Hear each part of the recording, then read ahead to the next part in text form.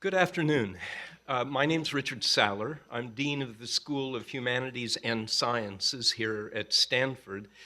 This is the school that includes Stanford Global Studies and in particular the Handa Center, which has helped organize this event.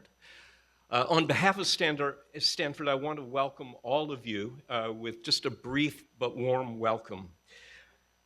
This seminar on the rise of ASEAN and the future of US-ASEAN strategic partnership is, I think, particularly timely, both from the standpoint of the rise of Southeast Asia and ASEAN countries in the consciousness of the American public, but more particularly in terms of Stanford's effort to give a more comprehensive education and research agenda to our students. And frankly, Stanford has not been in the past in the lead in the study of this part of the world, the importance of which is so clear today that we certainly need to begin to be more concerned.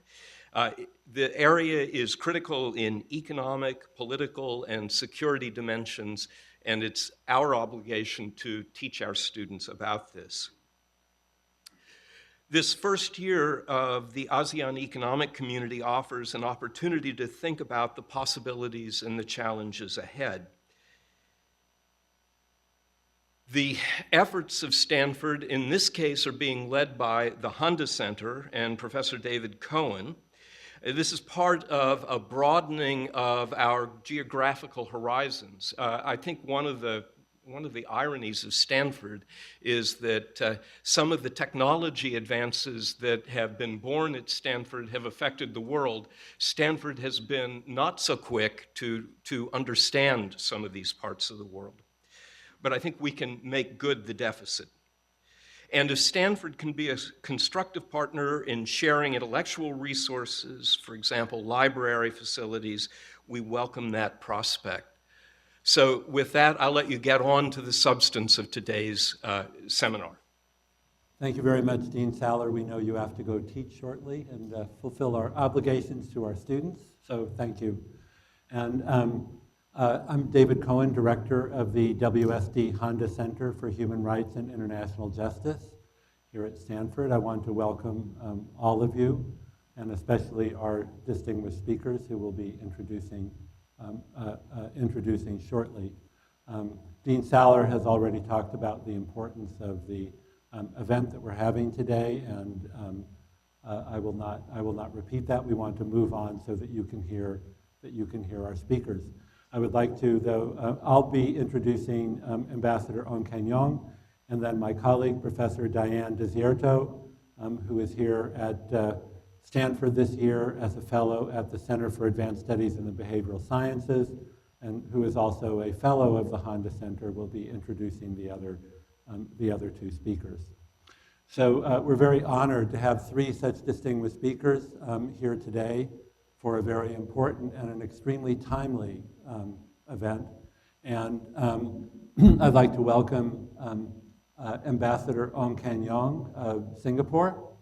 Ambassador Ong is one of these individuals who has many titles, including Singapore's Ambassador at Large, non-resident ambassador to Iran and to Pakistan, and he is also the Executive Deputy Chairman of the Rajaratnam School of International Studies and the Director of the Institute of Defense and Strategic Studies in Singapore. And he has also served in a number of other important capacities, only one of which I'll mention, which is Secretary General of ASEAN. So we're very fortunate to have him here today. And with that, Diane, would you like to introduce our other speakers?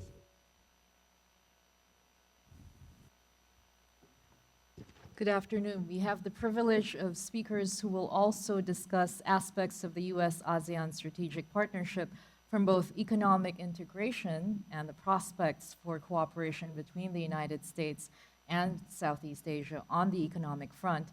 And for that, we have as our speaker, Mr. Gerardo Ablaza, who is the CEO and president of the Manila Water Company, and also the senior managing director of the Ayala Corporation, which is one of the foremost conglomerates in Southeast Asia.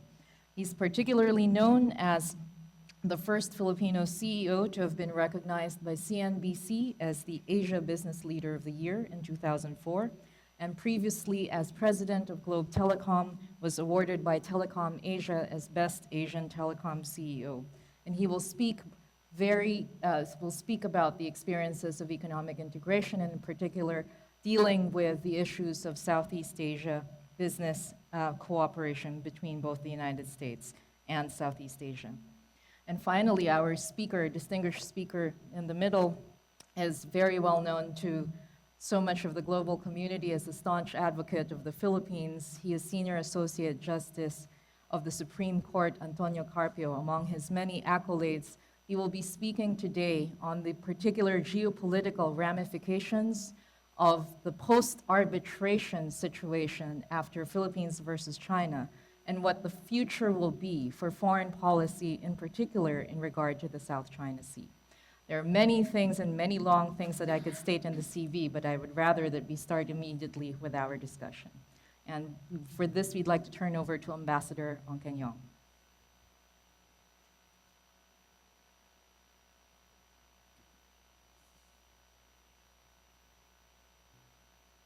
Thank you, Diane. Good afternoon, everyone. First of all, thank you for having me here in Stanford University. I thought that I should just sketch for you some of the broader themes that we have in ASEAN to set the stage for our two distinguished speakers from the Philippines. As David mentioned to you just now, I was formerly Secretary General of ASEAN, and in that capacity for 5 years, I acquired some knowledge about ASEAN, and hopefully I can take this opportunity to share with you. I won't go very deeply into many of these things, but just to give you a flavor of what has happened, and looking at the future, what are the things that we can expect. So, many of you are from Southeast Asia, I guess, so you know what is ASEAN. It is definitely not the wrong spelling for Asian. Some people always say that it's a misspelling of Asian. It's the acronym for this association of 10 countries in Southeast Asia. They are all there on the slide projection. The last 49 years, we have done quite a lot in ASEAN.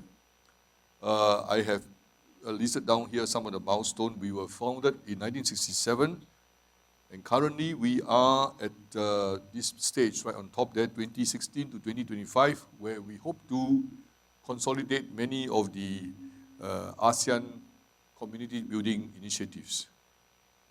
So next year, 2017, when the Philippines is the chair country for ASEAN, we will be celebrating the 50th anniversary of ASEAN. So it's a big deal for many of us.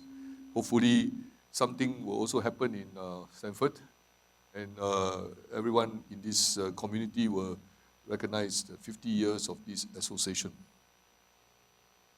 Currently, we are focused on establishing the ASEAN community, which is basically based on these three pillars: political, economic, and social-cultural.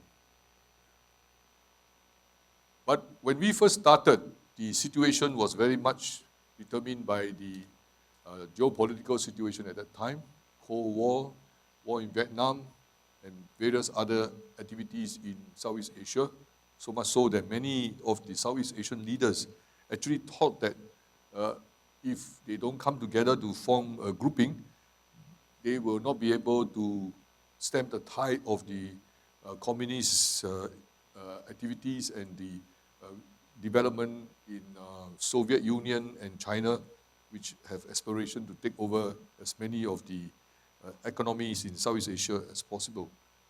So ASEAN actually came about because of all these political strategic development. But as we went along, we also started to look at other things which help our respective member states. The first thing that they did, which is quite important for our beginning, to consolidate what ASEAN is all about, is this thing about the Treaty of Amity and Cooperation. Today, apart from the 10 ASEAN countries, which are all signatories to this treaty, 25 other countries around the world have also acceded to the treaty.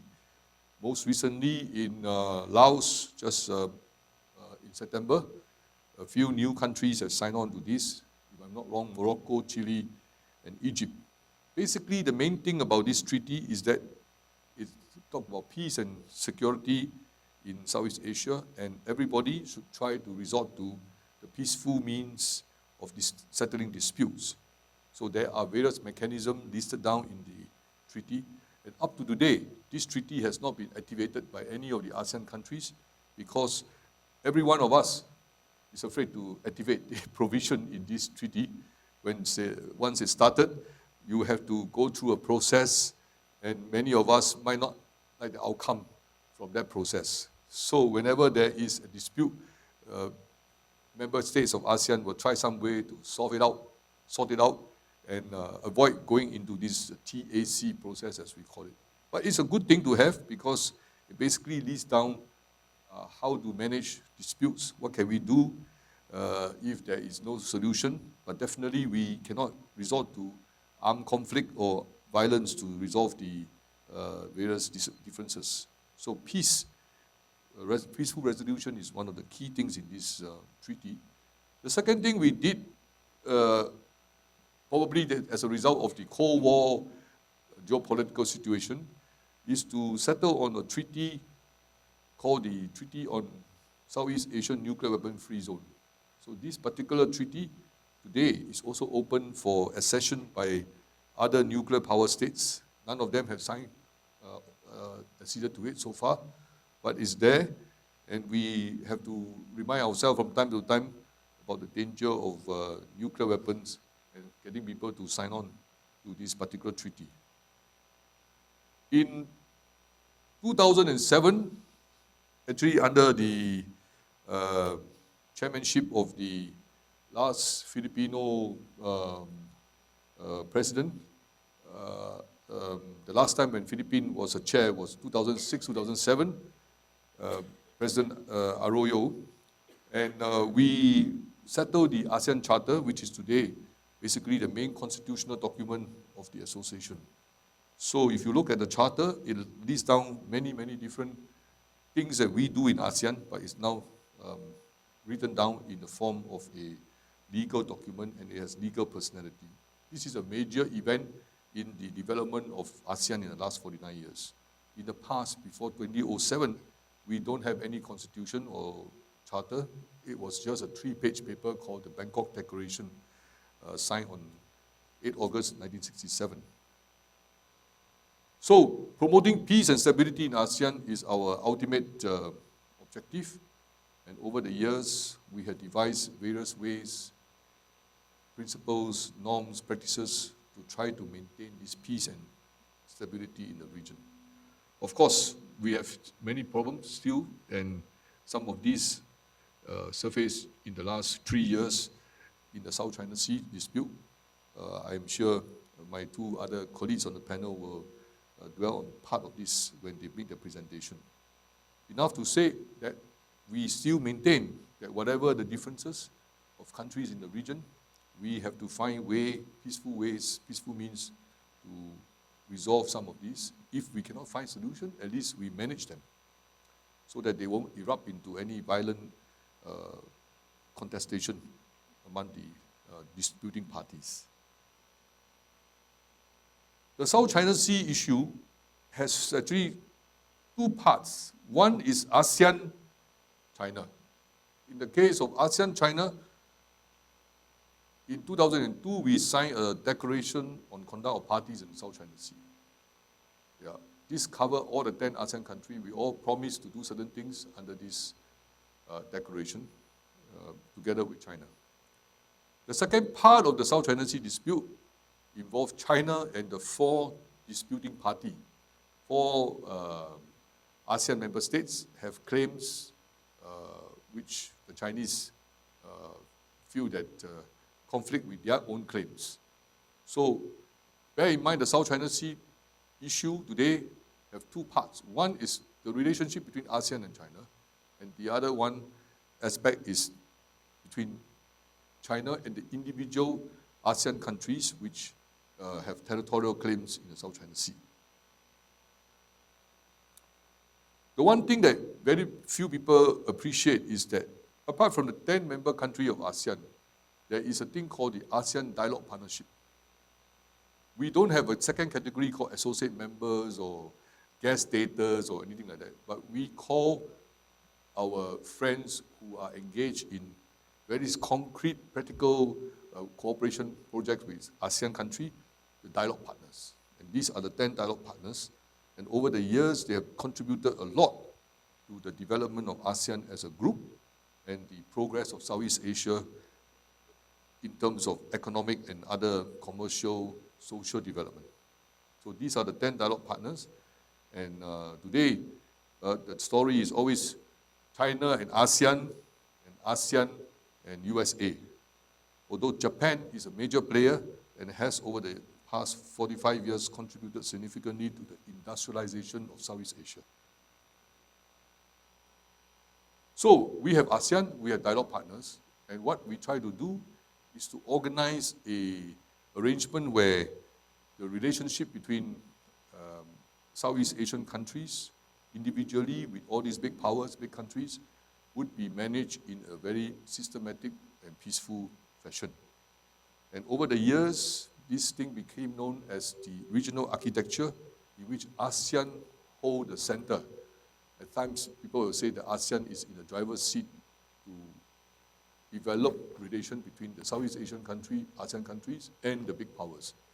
But basically, the main point here is that ASEAN has to remain neutral, has to try to balance the interests of all these big powers so that they will not clash in Southeast Asia as it happened in the 60s and the 70s. So, going forward, this speak about ASEAN regional architecture, ASEAN centrality will always pop up, and you will have to examine this in the context of ASEAN's goal to keep Southeast Asia relatively neutral. It doesn't mean that we have to be pro-China or pro-USA or whoever. But unfortunately for us today, whatever we do will be interpreted as ASEAN being friendly towards a particular power or unfriendly to another power. So this is something that we have to deal with on a daily basis. Here I basically listed down some of the economic milestones. As we went along coping with the geopolitical situation in Southeast Asia in the 60s and the 70s, as well as the 80s, we recognized that the way to go forward is really to focus on the economic cooperation and integration of the 10 different economies, because together as 10 economies, we will have a bigger leverage, a stronger leverage, bigger footprint across the economic development of the region. So we started to put a lot of attention, and getting people to cooperate on economic at one stage was not difficult because it makes sense. Develop business, move on the economy, create jobs. Everyone seems to be quite happy with this kind of economic focus. And the main thing was to reduce the hassle of doing business among the 10 ASEAN countries. So remove tariffs, remove obstacles which block trade, and trade in services in particular, for example, movement of tourists, financial transaction, stock exchange development, blah, blah, blah. So over the years, these are some of the key milestones, and actually today, we can say that in terms of economic integration in the ASEAN region, definitely there is one very significant achievement, which is the reduction of tariff in trade among the ASEAN countries. Practically now down to zero. Maybe we still have a few products and sectors which, because of cultural and respective heritage reasons in the country concerned, for example, rice and sugar, we still have some restriction. But even that, we have a plan to gradually moderate it down to a minimum. So that is the economic picture for ASEAN agenda. And the other thing about the ASEAN economic cooperation is ready to focus on opening the market, liberalize all trade activity among ASEAN countries and between ASEAN and the rest of the world. So you will see these stories about ASEAN trade agreement, free trade agreement with major partners, China, Japan, Korea, India, Australia, New Zealand. So now we have 5 big free trade agreement with the 6 key ASEAN trade partners. Australia and New Zealand, that free trade agreement is together in one agreement with ASEAN. The current focus on economic integration, now that we remove tariffs, we reduce the obstacle, is on all these 4 areas highlighted on the slides. Number 1, how do we better improve the movement of skilled labor and business people across the region? Number 2, how do we get more into the global supply chain, value chain, so that ASEAN product, ASEAN business with the rest of the world can give us more value added, and hopefully to maintain the industries and other job-creating activities in Southeast Asia. Number 3, we now have to focus also on micro, small, and medium enterprises. Together, they form a big part of our respective ASEAN country, and it's important now to think of a way to improve and develop these smaller enterprises, not just to focus on the big picture of economic integration and free market development. Last point is about expanding the role of private sector. I think this is self-explanatory. So going forward, I believe that ASEAN as a group will grow quite well, thanks to the Philippines and the CLMV country. CLMV stands for Cambodia, Laos, Myanmar, and Vietnam. On average, they've done quite well, 6 to 7%, and then going forward, I think we can achieve 5% for the rest of the 5 years ahead. So we now have this thing about the RCEP, which is actually a combination of the 5 ASEAN trade agreement, free trade agreement with the major trade partners. And we also have this thing called the TPP. Bear in mind, the TPP is not so much ASEAN initiated.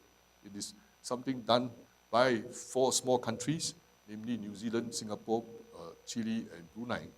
And later, the US government and other members of the APEC group decided to build on it. And so I have on the slides here the 2 different distinctions, the TPP and the RCEP. RCEP is very much a regional move by ASEAN to integrate the 5 existing ASEAN trade agreements. Here I basically show you what is the difference between, or what are the differences between the TPP and the RCEP. Now, we have this thing called the social cultural community, which is also an important part of our community building. This is nothing to do with politics, nothing to do with economic integration, but what we need to do is to try to bring together development in areas such as environment, education, healthcare, and so on. And here, you see a big chunk of the civil society at work. In wrapping up, I want to show you these 2 slides about the ASEAN experience working together in building this ASEAN community. Basic story is that it is not so straightforward, but I think there is already, after 49 years, a method to us getting together and organize our respective national program and how to dovetail that with the ASEAN agenda. The most important thing here is to focus on the practical projects and to try to make the best of what we call low-hanging fruits. The success depends on whether we can implement what we agree to do. Keep the ball rolling and don't give up, even though we may have small yields from time to time. And I like to stress that we build on the common factor. At least now, when you talk about ASEAN, people talk about the Southeast Asian country. There are 10 of us. There's one more country in Southeast Asia, not yet in ASEAN, that is Timor-Leste, or previously known as East Timor. The process has been taken by the Timorese to become part of ASEAN. It will take a few more years, but then they are on top of it. So, I think that's the story I have, but to give you the final word. ASEAN has seen 49 years of progress. It's not so easy. The remaining agenda item to have our community have to be implemented. We hope that the current mood to look inward, to adopt the more nationalistic approach, would not bring about all this protectionism that we are seeing in different parts of ASEAN and elsewhere in the world. But really, the next big issue is how do we cope with the society as we know that, right? Our young people now are tech savvy, very, very much more skeptical about government and other aspects of policy. But at the same time, they are all well educated and like to contribute to the future betterment of the region. So is how the government can captivate their ideas and ideals to turn it into something for the good of our respective country as well as ASEAN as a whole. It basically means that all the parts of ASEAN government have to coordinate better and get all the agency to work as one government or as a group of 10 ASEAN countries for the sustaining of economic growth and peace development in Southeast Asia. Thank you very much for your attention.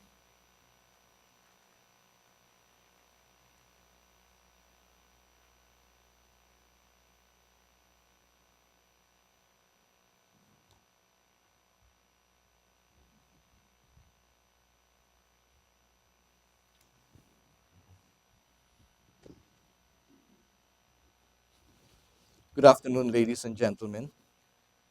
Thank you very much, David, for this rare opportunity to speak at Stanford and the honor of being in a forum together with Ambassador Keng Yong, former Secretary General of ASEAN at the time of the ASEAN Charter was adopted by its membership, and our very own Supreme Court Justice Antonio Carpio, distinguished thought leader and one of the brightest stars in the Philippines legal firmament.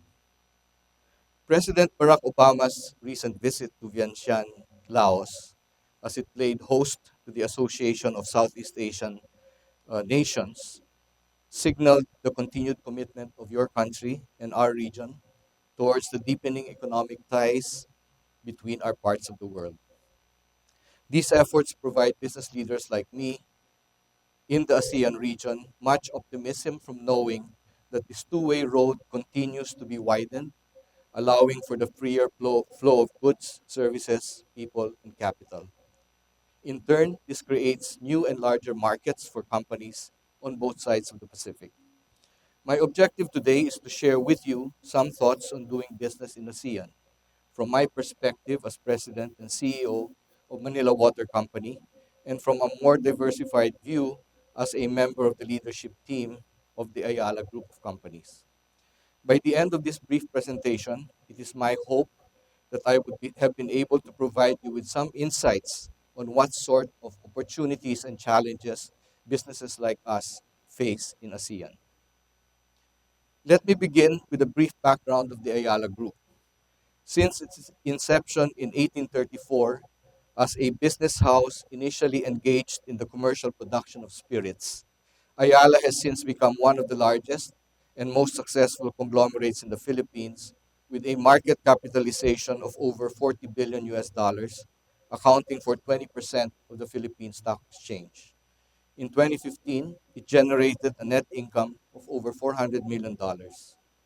Ayala employs a total workforce of over 50,000 individuals across its operating subsidiaries and serves millions of customers, both locally and internationally. Throughout its rich history, spanning 182 years, Ayala has built businesses which have profoundly contributed to the progress of the Philippines, reflecting its deep commitment to national development. Today, Ayala is a part of Filipino life in many ways. It builds residential townships, commercial centers, and industrial parks. It invests in power plants as well as transport infrastructure. Ayala provides banking and financial services, connects Filipinos through telecommunications, and provides clean, safe, and reliable drinking water. One of the companies in the Ayala portfolio, Manila Water Company, is an especially interesting case of how a private enterprise can contribute significantly to the progress of the country and the lives of its people. 19 years ago, it took over from government the operation and management of a broken water system in Metro Manila, one that was characterized by poor network coverage, unreliable, intermittent, and poor quality supply, substandard operating efficiencies, and low productivity. Since then, Manila Water has increased customer penetration from 67% to 92% of households in its East Zone service area, including households in the low income and marginalized communities. It now provides clean, safe, and reliable water 24 by 7 to 99% of its customers. And it has cut down system losses, which is a key metric for operating efficiency, from 63% in 1997 to a world class level of 11% today. Manila Water achieved these by transforming the organization to be customer centric, performance based, and merit oriented by investing over 1.5 billion US dollars towards renewing the city's aged and deteriorated water infrastructure, building new treatment plants, reservoirs, and pumping stations, and fixing or upgrading over 5,000 kilometers of pipelines. In recent years, we have ventured outside the East Zone to provide water and used water services in other cities in the country as well as in the region. Today, I would say Manila Water is a leader in the water sector, not only in Metro Manila, but in the Philippines as a whole. Historically, Ayala and Manila Water have been singularly focused on the domestic market in line with its thrust towards taking an active part in national development. However, as changing times dictate and as new opportunities beckon, we now aspire to expand our horizons beyond our shores, even as we remain strategically committed to the Philippines as our priority market. Realizing the vast potential which new markets provide, Ayala has recently set a goal of developing businesses outside the Philippines, which in aggregate would contribute 10% of its group net income in 2020. Manila Water, on the other hand, aspires to double its net earnings by 2020, with more than half being contributed by new businesses, and of which a third we would like to come from outside the Philippines. So, where are we training our sights on? The ASEAN market is obviously our first priority, largely because of its vibrancy, and more simply because this is our neighborhood. We are an integral part of this growing and dynamic community. The promise which ASEAN holds for business is indeed exciting. A number of key economic indicators attest to the region's robustness.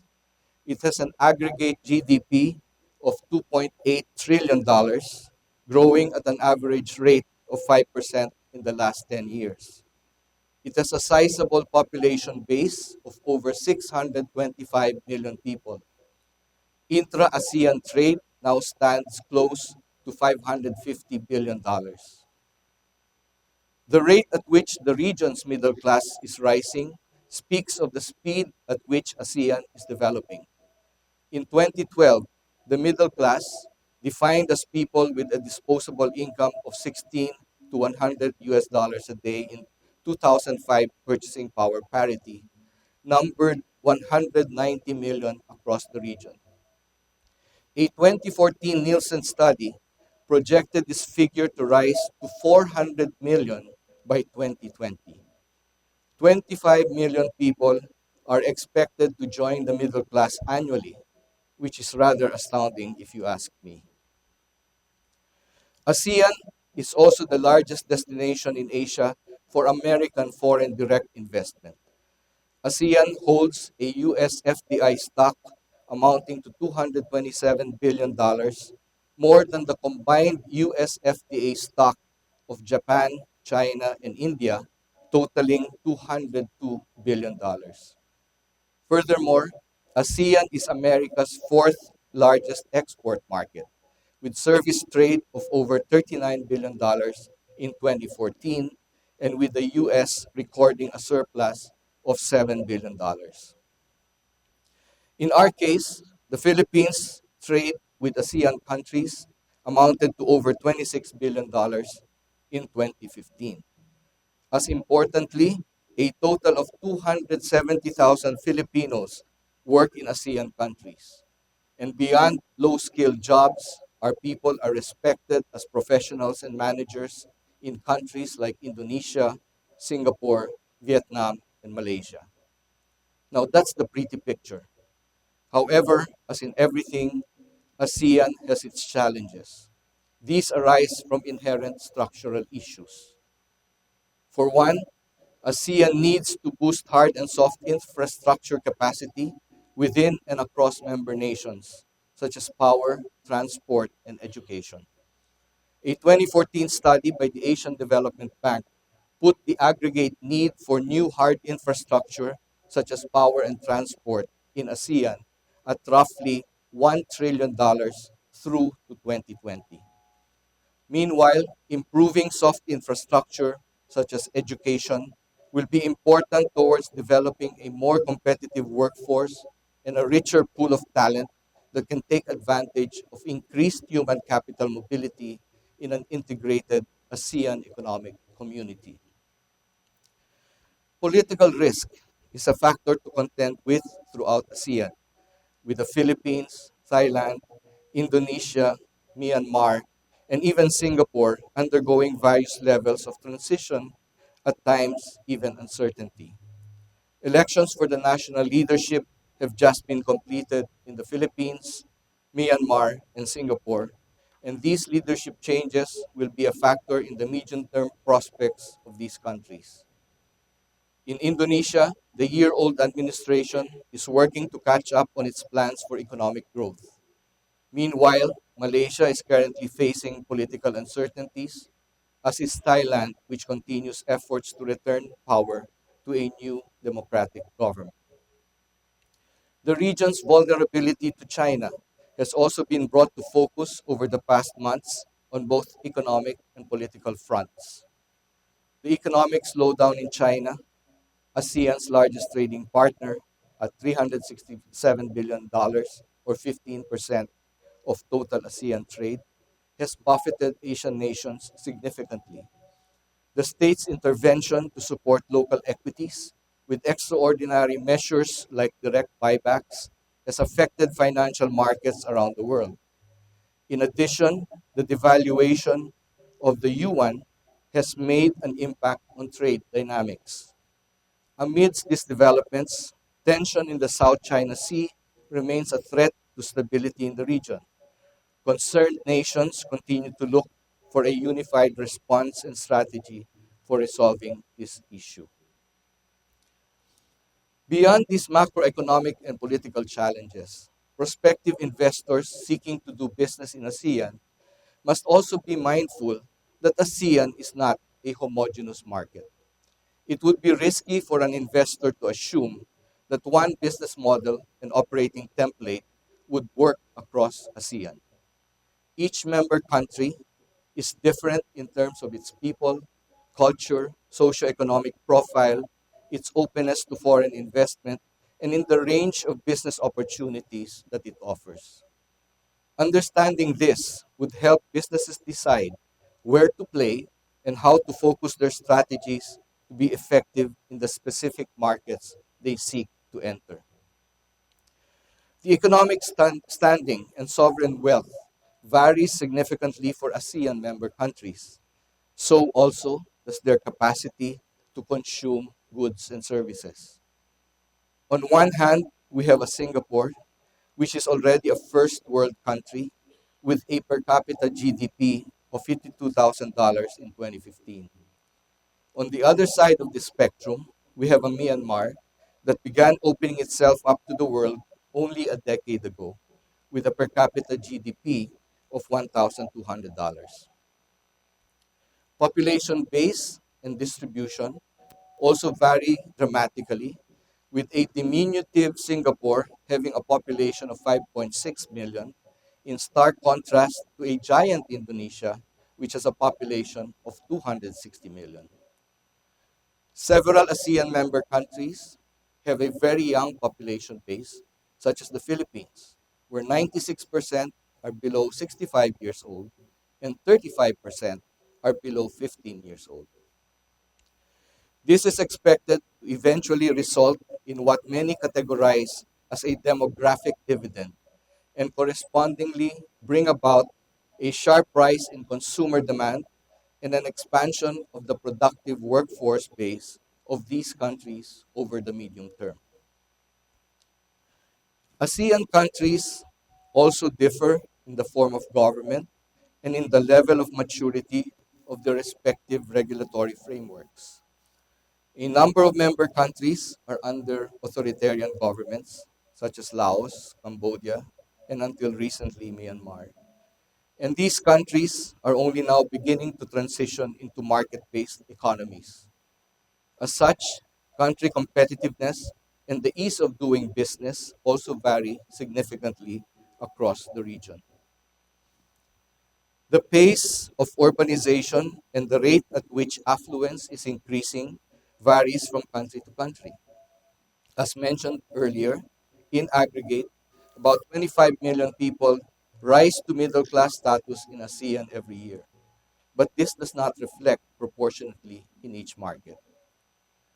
Mindful of the challenges and nuances I have just described, I would say that doing business in ASEAN remains to be a net opportunity.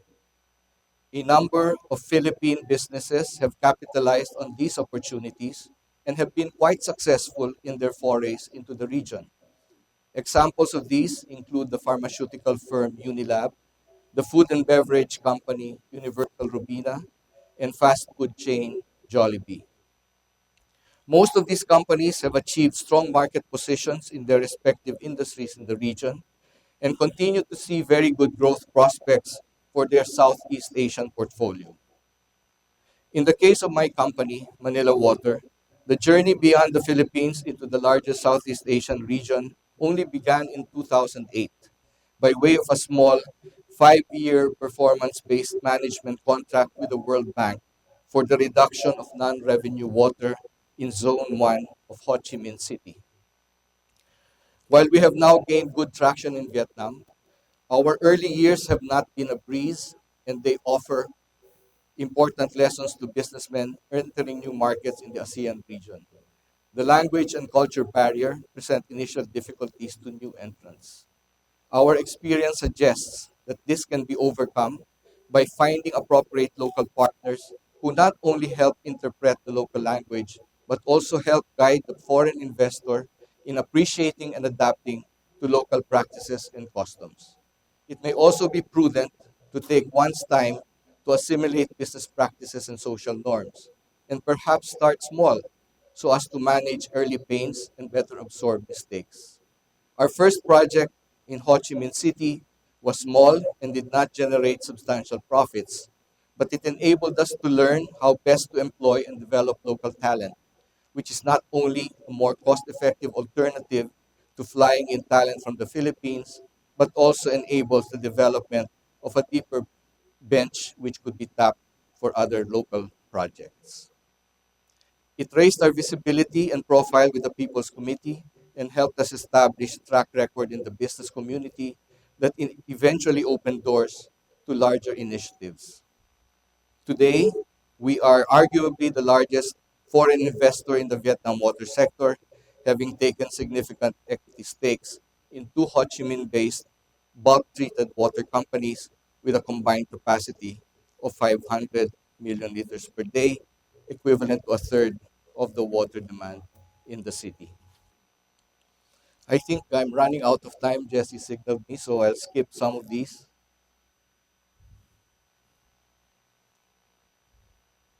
Let me just say that, in summary and conclusion, bottom line, we at Manila Water are happy to have gained some initial success in our foray into the ASEAN region. We are committed to deepen our presence in the Vietnam market, where our investments now contribute 6% of total Manila Water enterprise net earnings and could grow to 10% by 2020. We continue to pursue projects in Indonesia and are undertaking efforts to develop business in Myanmar. And while we will likely assess business prospects on a market to market basis, with priority focus on Vietnam, Indonesia, and Myanmar, we will nevertheless keep an eye on how ASEAN progresses towards a deeper integration that would lead to more region wide opportunities. I believe that the following developments will be important to watch: the continued opening of borders, especially with respect to the mobility of people and professionals, the lifting of remaining protectionist policies, the adoption of common standards and frameworks in areas such as competition policy, intellectual property rights, and corporate governance, the enhancement of infrastructure to boost interregional connectivity and enable robust economic development, and finally, the peaceful settlement of geopolitical and security issues such as the South Sea, China Sea dispute. The momentum for deepening regional integration can be further fueled if these developments come to pass over the next decade. Given its size and location, ASEAN is a force to be reckoned with in the global stage. It plays a vital role in global supply chains and has a substantial hand in balancing power within the Asian region. It is on a strong growth path built on the gains over the last decade. It is a land of promise and vast opportunities for investors and companies with the ambition to establish a presence beyond their domestic markets. Manila Water and Ayala will be among them. Thank you and good afternoon.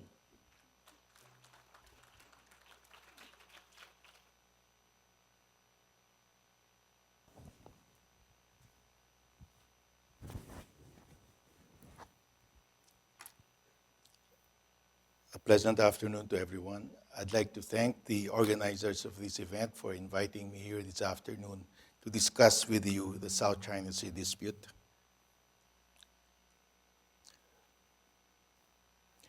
The root cause of the South China Sea dispute is, of course, China's 9-dash lines map.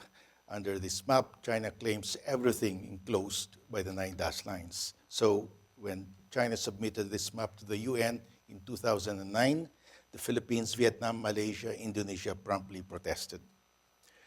In 2013, China came out with a new map, and the map added a 10th dash on the eastern side of Taiwan, so the 9-dash lines are still growing. And China now calls the 9-dash lines as its national boundaries. When you say that the 9-dash lines are your national boundaries, then everything within the 9-dash lines constitute your national territory. So the Philippines had to protest. We filed a note verbal protesting this, saying that the Philippines strongly objects to the indication that the 9-dash lines are China's national boundaries in the West Philippine Sea, South China Sea. That's the map that China produced last 2013, and it shows here a 10th dash. And if you look at the legend of the map, this shading means national boundary. That's the shading you will find here in the 10 dashes. The same shading that you will find on continental land boundary of China. So China treats the waters of the South China Sea in the same manner as it treats its land territory. And what is the effect of that? The Philippines loses about 80% of its EEZ facing the West Philippine Sea, including the entire Reed Bank and part of Malampaya gas field, our largest operating gas field. Malaysia loses also about 80% of its EEZ in Sabah and Sarawak facing the South China Sea, as well as most of its active gas and oil fields in the same area. These are the active gas and oil fields that have powered the economic development of Malaysia. Vietnam loses about 50% of its total EEZ. Brunei loses about 90% of its total EEZ. Indonesia loses about 30% of its EEZ facing the South China Sea in Natuna Islands. The surrounding waters constitute the largest gas field in Southeast Asia and the second largest in the world. The core dispute between China and the ASEAN states is simply that China is claiming the exclusive economic zones of the ASEAN states. That is the core dispute. It's a dispute over resources of the EEZ. China, however, has framed the dispute as a rivalry between China and the United States, that the United States is trying to constrain or contain the rise of China. That, according to the Chinese, is the source of the dispute. No. The source of the dispute is China's grabbing the EEZ of the ASEAN coastal states. In the case of the Philippines, 80%. That's the map of the South China Sea. Right now, China has an air base in Woody Island in the Paracels. It has established 3 air and naval bases in the Spratlys, and everybody, all the analysts are saying China will put up a 3rd air base here on Scarborough Shoal. Why? Because China needs this triangle of air bases to establish an ADIZ, an air defense ID zone in the South China Sea. The nuclear submarines of China are based in Hainan.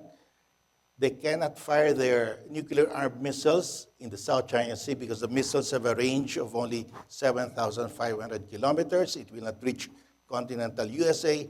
So the submarines will have to transit through the Bassi Channel and fire their missiles in mid-Pacific to hit the entire continental USA.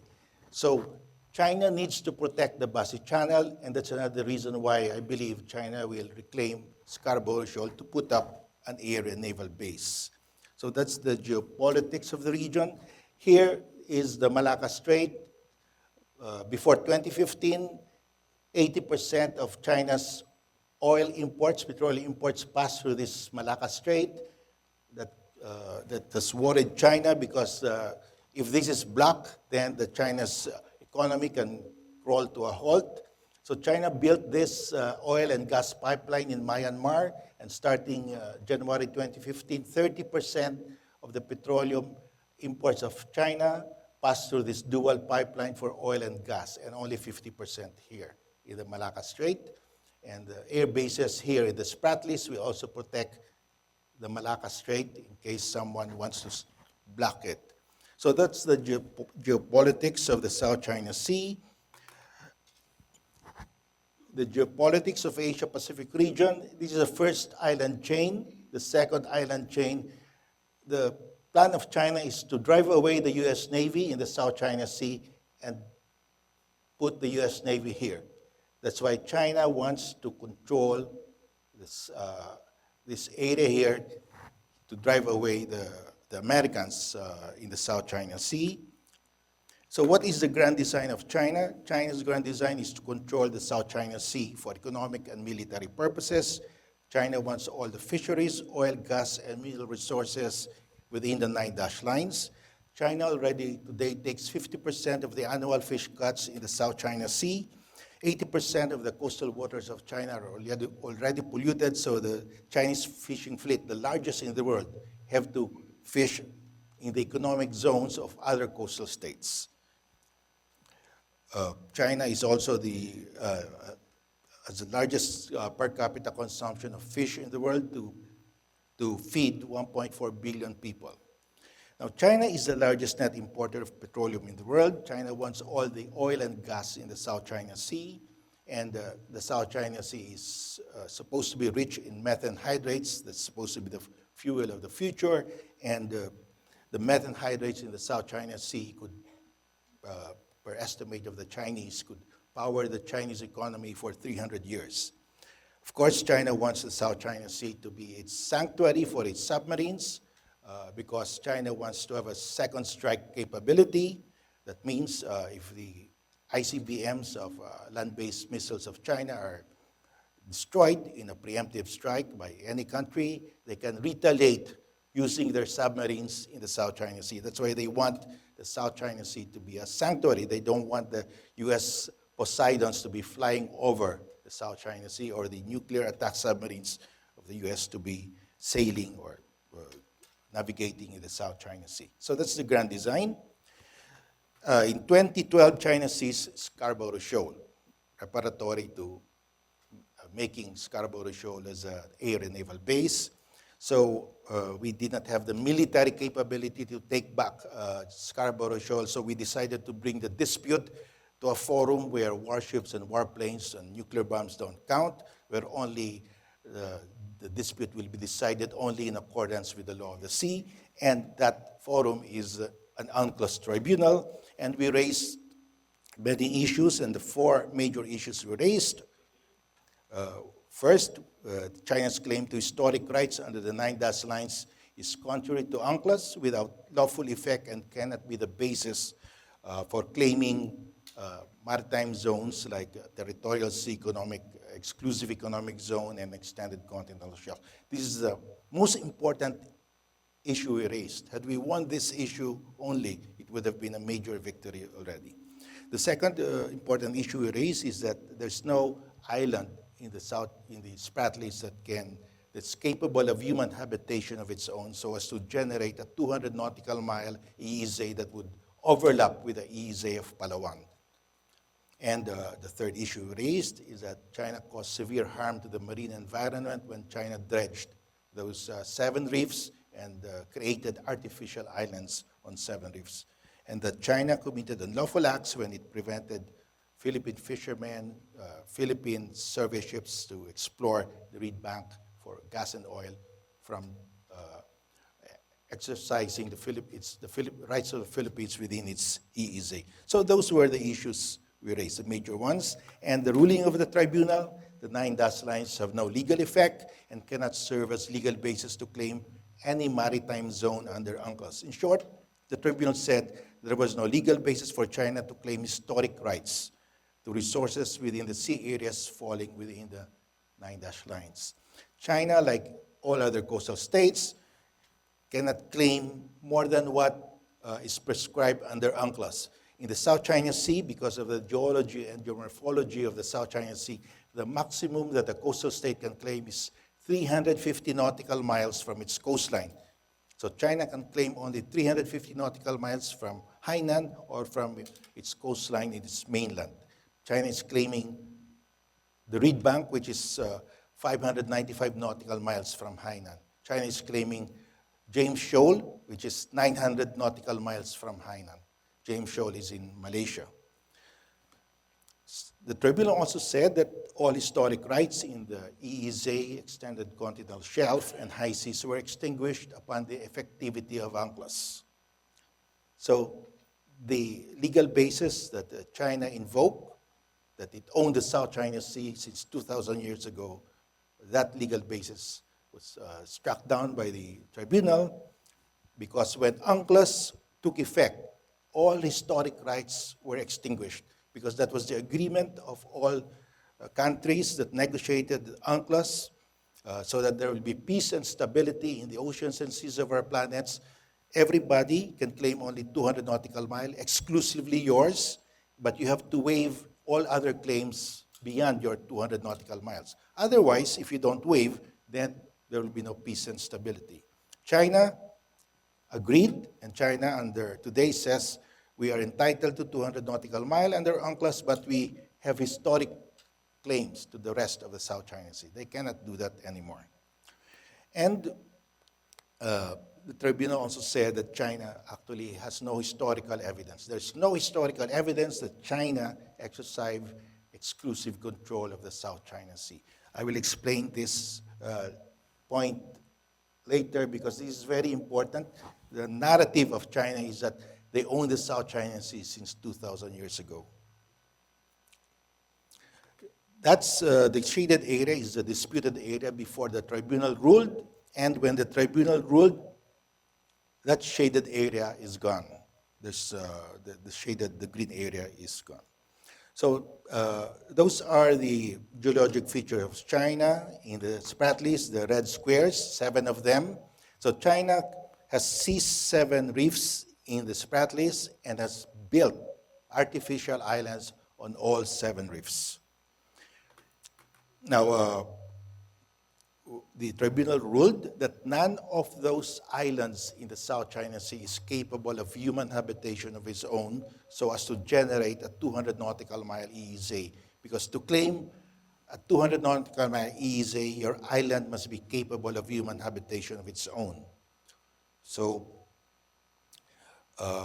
the tribunal came out with a definition of what is an island capable of human habitation. The tribunal said the island in its natural condition must be able to support a stable community of people. Natural condition.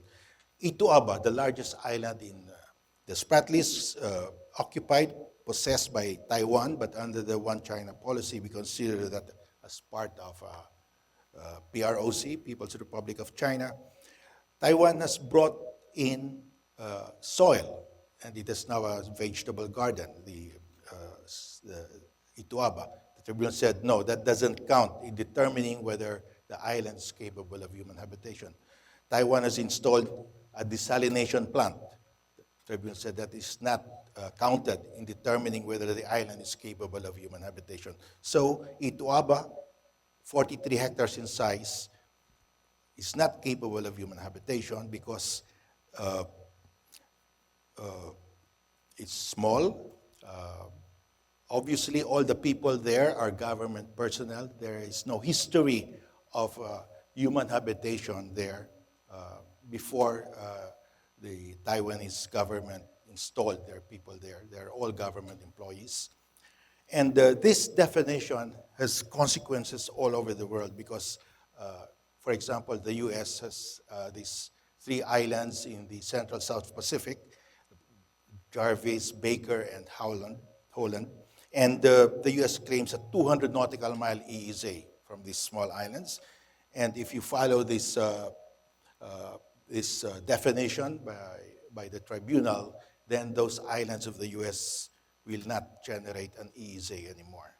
Many islands in the Caribbean are small, like the Aves Island, which is owned by Venezuela, and Venezuela is claiming an EEZ for that small island, 5 hectares in size, and the EEZ, if given, would encroach on the EEZ of the Dominican Republic.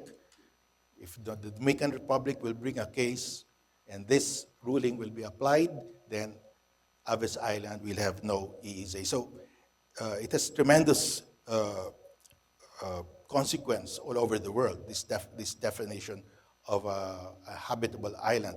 And the beneficiary of this is really China, because China is the largest fishing fleet in the world, about 220,000 fishing vessels. And if the islands do not have an EEZ, small islands, then what happens? The high seas, there will be more high seas. And in the high seas, there's freedom of fishing. Those fishing vessels of China can fish in the high seas without securing permission from anyone, because the fish in the high seas belong to mankind. It's part of the global commons. So on a total basis, China is ahead with this definition of what a habitable island is. Now, in the South China Sea, you have here the Paracels. There's a big island there, Woody Island, about 213 hectares. And in Pratas, there's a big island, about 174 hectares. Under the definition of the tribunal on what is a habitable island, none of them would qualify. So the entire South China Sea, the islands there, do not generate any EEZ. So when the tribunal said the 9 dash lines are void, automatically 25% of the South China Sea are high seas, and all around the high seas are the exclusive economic zones of the coastal states. That's the effect when the 9 dash lines were struck down. That's mischief-free before the reclamation, and mischief-free for the start of the reclamation, mischief-free today, as of July 22, 2016, from a totally submerged area. At high tide, it's totally submerged. It is now 590 hectares above water. It's now an island. There's a 3-kilometer runway. All military aircrafts of China can land and take off here. There are hardened hangars for fighter jets. And you have here facilities to house thousands of Marines, the entry and exit for vessels, ships and submarines. Before the dredging, this was 26 meters deep already. And so it's deeper now. It's ideal for a harbor for warships and submarines. The Chinese call this their Pearl Harbor of the South China Sea. And this is a big problem for the Philippines because this is between Palawan and the islands that we hold in the Spratlys. They could block our resupply to the islands that we hold in the Spratlys. That's the largest dredger in Asia, so China used this to dredge 7 reefs and 10 other reefs to get filling materials for the 7 reefs. And that's the rotating cutter. It's dropped to the bottom of the sea to pulverize all the corals here. And the pulverized corals are sucked through these pipes, pushed by pressure through these pipes, and dumped on the rim to do the reclamation, to make the reclamation. So China did that to 7 reefs plus 10 other reefs.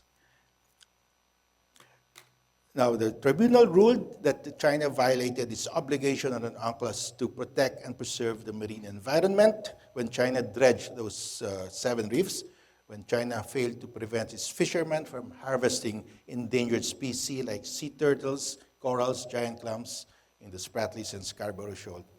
The tribunal expressly stated China caused permanent and irreparable harm to the coral system. This is the first case under UNCLOS where the tribunal interpreted the provision, protect and preserve the marine environment. That's an obligation of all coastal states to protect and preserve the marine environment. Dr. John McNamara, who is the expert, he's the expert on the Spratlys. He studied the Spratlys in the 1990s. He went back last February and he said the damage was much worse than even I expected it to be. I swam over 1 whole kilometer of reef before I saw a single living invertebrate. It was really massive, massive destruction. Now, the South China Sea is quite a small sea. It occupies only 2.5% of the world's ocean surface, but it hosts 34% of the world's coral reefs, very rich in coral reefs. And the reefs are, of course, are the breeding ground of fish. That's where the fish lay their eggs. The tribunal also ruled that China violated the right of the Philippines to exclusively fish within its fish EEZ. China also interfered with the petroleum activities of the Philippines within its EEZ, and China also violated UNCLOS when it failed to prevent Chinese fishermen from poaching on the EEZ of the Philippines, and also when China constructed those islands, artificial islands, because those islands are submerged at high tide. They're part of the submerged continental shelf of the Philippines, and under UNCLOS, only the Philippines can construct artificial islands on submerged areas. In 2010, the Philippines awarded a service contract to Energy Forum here to explore and exploit that area, service contract 72, and China protested, saying, China sent a note verbal to the Philippines saying that belongs to China. China's indisputable sovereignty, sovereign rights, and jurisdiction over that area, and you must stop and do not award that contract to Forum Energy. This area is 595 nautical miles from Hainan, very far. Under UNCLOS, China can claim only 350 nautical miles from Hainan. So China is claiming everything, really, within the 9 dash lines. In 2011, we advertised for bidding areas 3 and 4, also in the Reed Bank. And China again protested, sent a note verbal to the Philippines. The Chinese government urges the Philippine side to immediately withdraw the bidding offer in areas 3 and 4, refrain from any action that infringes on China's sovereignty and sovereign rights. So it's really a battle for resources. China wants everything within the 9 dash lines, all the fish, oil, gas, and other mineral resources. This is not, we don't look at it as a dispute between the US and China. It's a dispute between the Philippines and China over our natural resources. Now, how do we enforce this ruling of the tribunal? They say it's a sweeping ruling. It's stunning, overwhelming. How do we enforce it? Now, the UNCLOS says that The award shall be final and without appeal. It shall be complied with by the parties to the dispute, and the parties shall comply with its obligations in good faith. We are ready to comply in good faith. China said, no, we will totally ignore that ruling. So what do we do? Well, the ruling has two parts. The first part is on the high seas and EEZs, and the second part is on the enforcement. So I'll just finish this. There's a freedom of navigation on the high seas and in the EEZs, and the naval powers of the world said, we will enforce that part of the ruling because it is the paramount interest of the naval powers, the US and France and other European nations, to assert freedom of navigation and overflight in the high seas and the EEZs. There is freedom of navigation and overflight. But when it comes to the natural resources, that is the task of the Philippine government. We just have to protect that ourselves by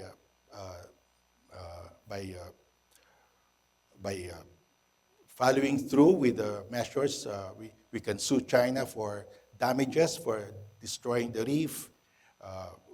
We can patrol that, the EEZ. We can ask the world to help us convince China, because China will not comply with the ruling unless the Chinese people understand. So we have to explain that international law requires China to comply. Is my time up?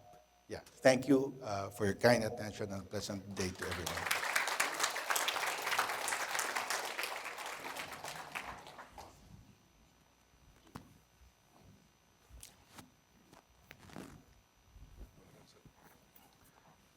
I'd like to thank all three of our distinguished speakers for covering an extremely wide range of issues, from the regional perspective on the development of ASEAN and its single market, the challenges that it creates for business enterprises to operate within that market and the changing conditions in ASEAN, and of course, finally, the political and security dimension that represents a major challenge to ASEAN unity and to the larger international community because of the situation in the South China Sea. So we're very honored to have all three of you here, and thank you very much. We have about 10 minutes, I think, for a discussion before we have to give up the room. So I would open the floor for questions and for our speakers. Diane, did you have a question? Maybe I'll start first, perhaps, and invite others in the floor to raise questions. First question would be to all of the speakers, perhaps to mull before we start collecting other questions.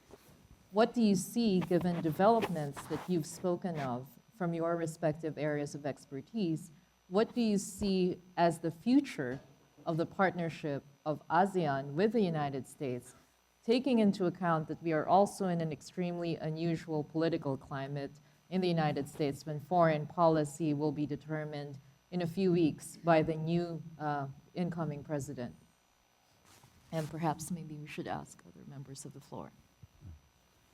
Well, let me just get a ball rolling.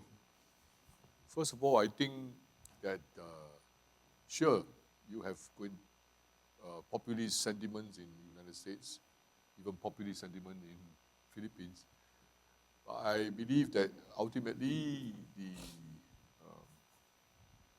interests of the United States as well as China and ASEAN would bring about a situation where there should not be an open contestation of a nature that would lead to bigger conflagration, or as one guy put it, bigger conflict leading to war.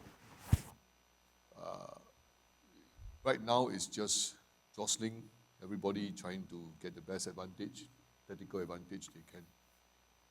But the most important thing going forward is to be consistent. The United States and China and Philippines and ASEAN, all those with interest in it, we have to be consistent in our respective position. Okay, and then we go to law. In this kind of issue, you cannot say, I don't care about the law. We don't like to be told that we must cross a road at traffic junction. We always say in Singapore, no car coming, we just cross. But our law in Singapore, those of you who know Singapore, you only cross at the designated traffic lights. When it's green, you can cross. When it's red, you cannot cross. Why? Because if you do it your own way, there might be accident, and accident happen, there might be a lot of other difficulties. So, if you don't agree with each other, the best thing to do is to go to law and resolve it according to what we know as a law. And as Justice put it, we have the UN Law of the Sea Convention, so as much as possible, we should try to follow the law. Yeah. Thank you. Would our other speakers like to respond? Yeah, maybe on my side, notwithstanding the political tensions that rise from time to time, my hope is that from a business point of view, the ties between the United States and ASEAN, and in particular my country, the Philippines, would continue to be robust. The U.S. is so invested in the Philippines, and the Philippines is a beneficiary of the United States for a long, long time. The two pillars of our economy, the OFW remittances and the BPOs, in combination contribute 50 billion US dollars a year, which is about 15% of our GDP. Of the remittances that we receive in the country, 30% originate from the United States. And of the 1.1 million Filipinos who work in BPOs, in the BPO sector, 80% are US companies. So we definitely cannot afford any quote-unquote separation from an economic point of view.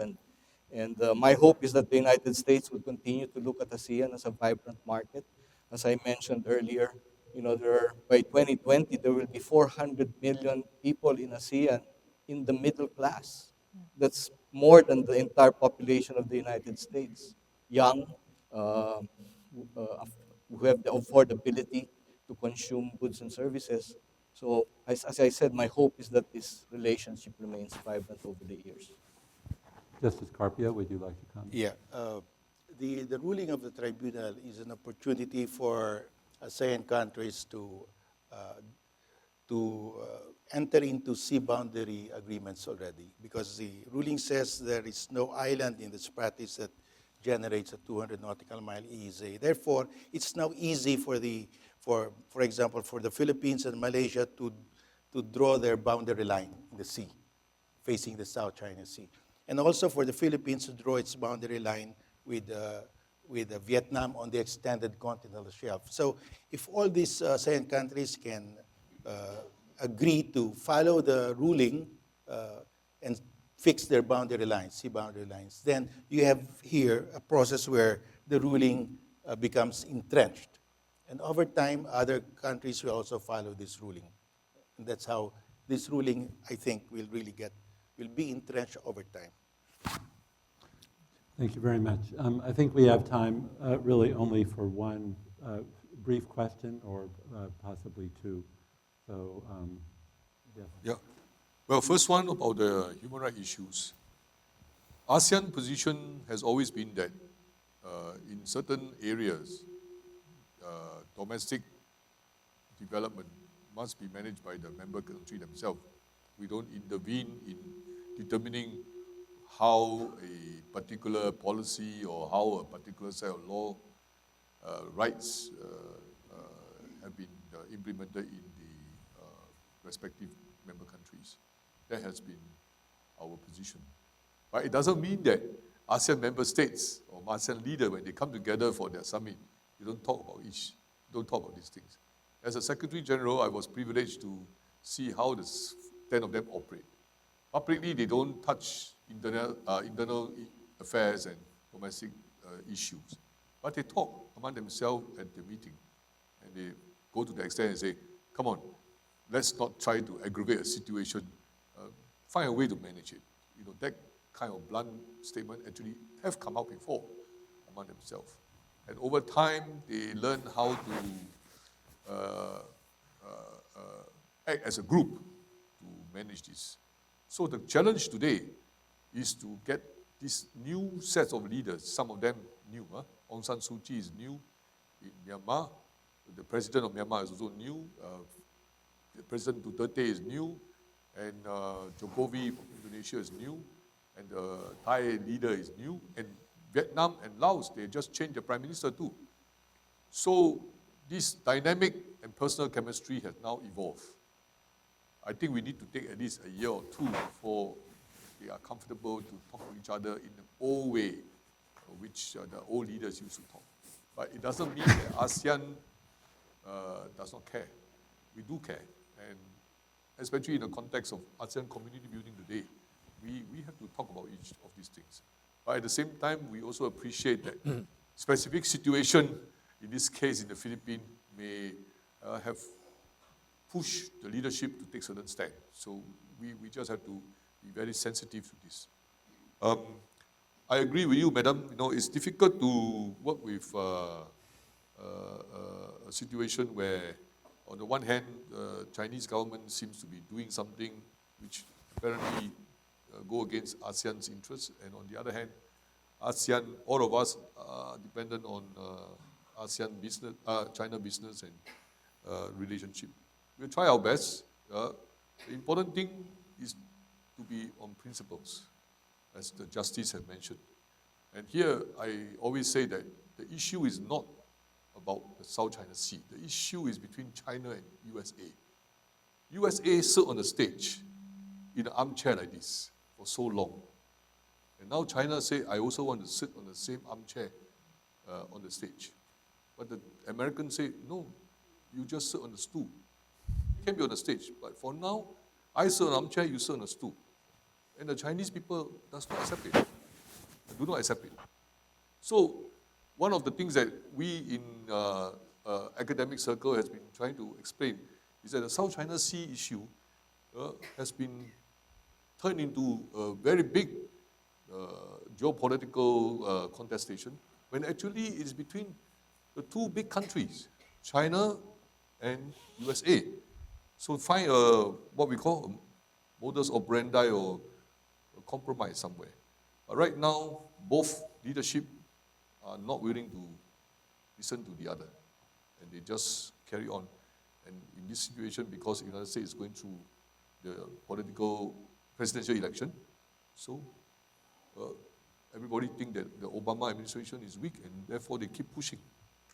If you display all these maps that justice have shown, what happened before and what happened now, I think the international opinion would have been very, very different. But right now, not many people look at what has happened before and what is now. So in diplomacy, we try to manage. It's not an easy situation, but we try to manage. I agree that we need to look at history, to look at some of the things. Yeah, but as previous speaker, as my fellow panelists have put it, some of these things have already gone beyond history. Yeah, and if you go at history, where does it stop? China can say that this is all theirs for 2,000 years. But 2,000 years ago, there is no Malaysia, no Vietnam, no Singapore, no Philippines, no nothing. So you cannot just go on history. And 2,000 years ago, you say like that, then the French and the Spanish will come back and say, actually, I also can say something because you talk about history, right? Those years, I happen to be around too. So if you rely on history, you must reach a certain point. You cannot just always say, go back to history and period. I think now we are in a new era. Since the end of World War II, we are governed by the international regime. You may not like it, but hey, they pick and choose also. What they like, they go along, like WTO. What they don't like, they say, my historical rights, I do it my way. I think that is bit of a contradiction. So I think we have to go on principles. And on principles, I think we'll be on firmer ground. Thank you. Thank you. Justice Carpio, would you, and then We always say that the South China Sea dispute is not the sum total of our relationship with China. We have economic, trade, cultural relationships with China. And I think we should continue with that because that gives us more incentive to settle the dispute peacefully, because we will lose more if the economic interests, economic relations have gone up already. So I think we should continue. That's what we are doing. and we'll give the final word to. Yeah, I just wanted to respond to the first question earlier on a personal basis. My view is that the ASEAN would be truly integrated when the time comes that all member states share certain common values. And I think that certainly respect for human rights and the rule of law need to be among those short lists. So I think over time, as we work together and collaborate and speak with each other more candidly, that we would find those common shared values. And just as a final word, if I may be permitted, on those common shared values, they are now in the ASEAN Charter, which makes clear that ASEAN is committed to the principles of good governance, human rights, and the rule of law. And the challenge is to realize those commitments that are now in the Charter as a legally binding instrument. And that's one of the great challenges facing ASEAN today. So thank you all for your attention and for coming. And again, let's thank our three distinguished speakers.